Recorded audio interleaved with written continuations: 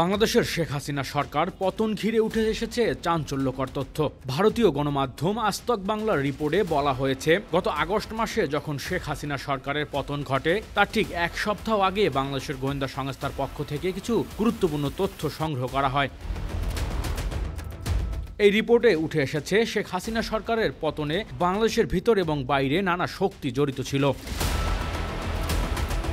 গোয়েন্দা সূত্রে জানা যায়, সেই সময় বিএনপি, জামায়াত, কিছু ব্যবসায়ী এবং সাংবাদিকদের পাশাপাশি আওয়ামী লীগের কিছু নেতা ও মন্ত্রীদের চক্রান্তে অংশ ছিলেন। বিশেষ করে সাবেক আইনমন্ত্রী আনিসুল হক, বাংলাদেশ ছাত্রলীগের সভাপতি সাদ্দাম হোসেন এবং সাবেক তথ্য ও যোগাযোগ প্রযুক্তি প্রতিমন্ত্রী জুনায়েদ আহমেদ পলকের নামও এই তালিকায় এসেছে।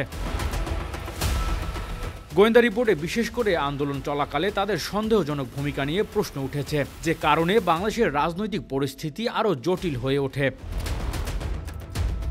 এই রিপোর্টে আরও বলা হয়েছে, ভারতীয় গোয়েন্দা সংস্থাও এই চক্রান্তের বিষয়ে অবগত ছিল এবং তাদের কাছ থেকেও কিছু তথ্য বাংলাদেশ সরকারের কাছে পৌঁছেছিল।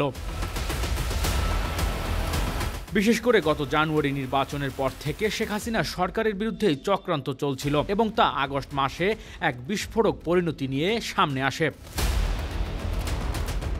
এখনো পর্যন্ত শেখ হাসিনা সরকারের পতন এবং এর সাথে সংশ্লিষ্ট চক্রান্তের বিষয়টি পুরোপুরি পরিষ্কার হয়নি। তবে যে সমস্ত তথ্য এবং যোগাযোগ বেরিয়ে এসেছে তা আরও বেশ কিছু প্রশ্নের সৃষ্টি করেছে। সেই জল্পনার আজ তক বাংলা রিপোর্টে নতুন করে চাঞ্চল্য ছড়িয়েছে রাজনৈতিক অঙ্গনে। Desk report, metro TV.